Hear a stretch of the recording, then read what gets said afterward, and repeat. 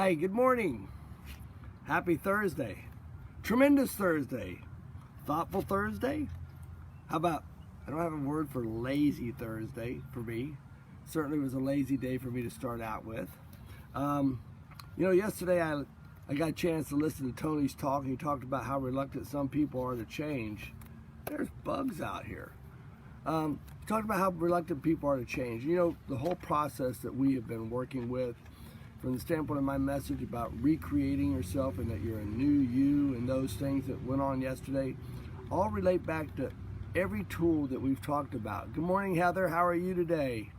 Heather, I'm sure, will give us some good hints on this when she starts to talk today. But I find when people have great missions before them or opportunities before them, how they find it's so hard to change.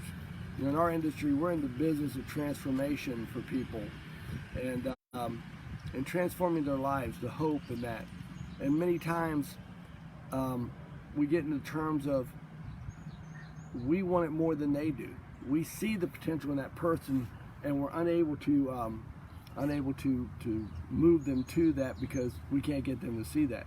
So I think the greatest skill that all of us as coaches have developed in our relationship with Phil and together has been we have taught each other how to not blame the person who didn't succeed in our program for it. It was to learn how to better get them to their why. So, Tony kept using a great phrase by Zig Ziglar. He kept using be, do, and have. And Zig Ziglar says you have to be before you can do, and you have to do before you can have. And that be, do, and have picture is a picture of a whole person, inside out. You become who you are because of the things you are, because it's impossible to produce results that aren't consistent with yourself. And this is true for companies, it's true for individuals that are the greatest people we know in our lives. The example I sort of pulled up today was, not sort of pulled up, I did pull up, was Mahatma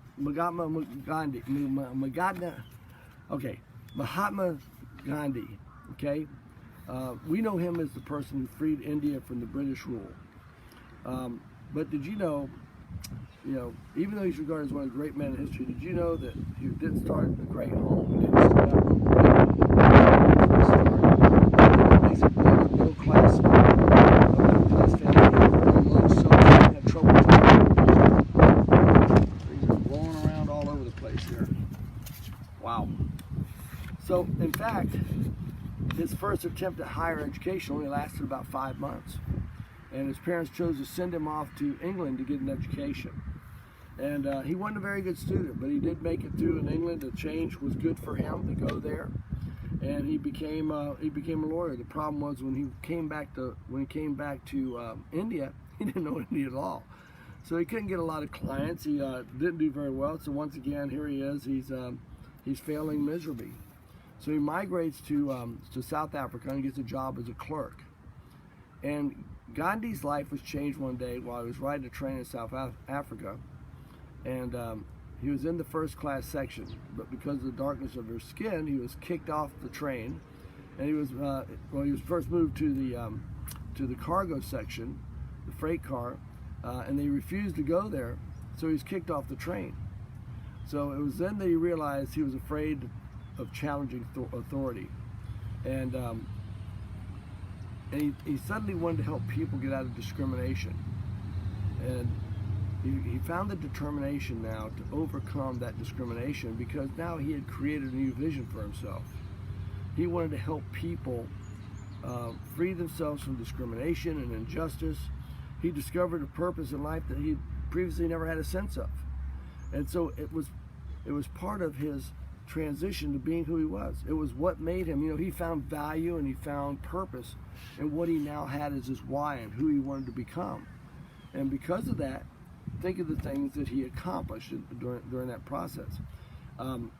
He became a man who, without any kind of thought towards it, was able to persist without exception, no matter what. We've read the stories now about him being in jail and that, and now he's held up as such a hero. He became one of the greatest men we know for freedom. Without that vision and purpose, the chances are that he would have never freed South Africa, he would have never been who we think of him as being now. It's just like Martin Luther King. Martin Luther King had a dream, right? And it was a powerful dream. It resonated with people, and it changed that life. This is the purpose. This is the purpose when we talk about the future memory, and we talk about the Tasso tool. That the task and going forward to what we want to be. But it's also about finding that powerful why to resonate for the change. It may not be free in a country. It may not be fighting back against discrimination. It may be that you just want to be the best, healthiest parent that you can be. So certainly now is a time when we have to persist and exist and go through these things so that we can be who we want to be, we can do what we want to do, and we can have what we want to have.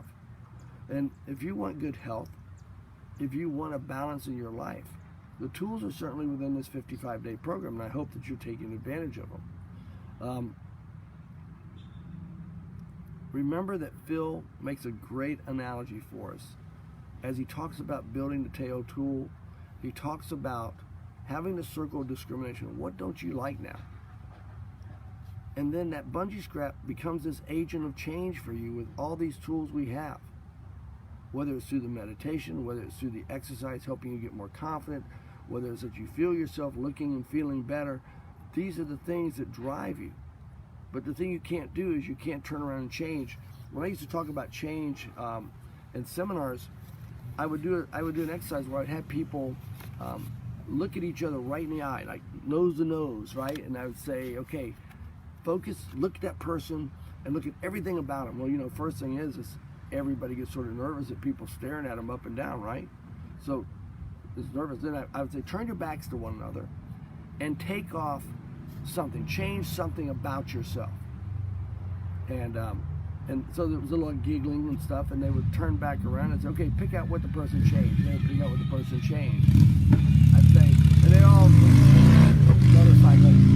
So they all would go like, they would be relieved. Oh boy, we can sit down and no, wait. Change two more things about yourself. So now there was a real nervous side. They turned back to back.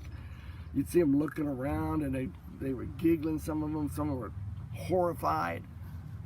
It was an illustration of how change is uncomfortable for us. And here's the thing that really was a bit unnerving about it, was when the exercise was over and I said, okay, have a seat down, let's talk a little bit. They would change themselves back to how they were before.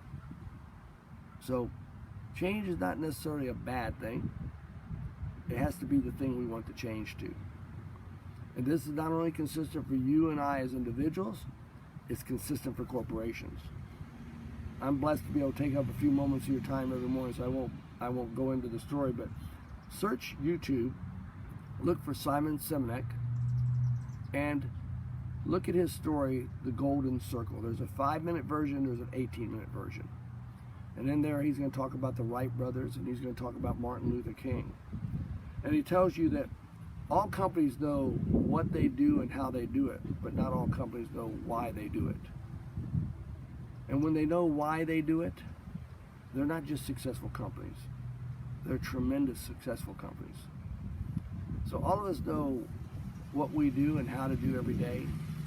But when we truly know why we want to do it, why we want to change, we could be the next Gandhi, we could be the next Martin Luther King, or we could just be the next grandfather, grandmother, mom, or dad of the year for life. So I hope you guys enjoyed today. God bless you, and I hope you have a wonderful day.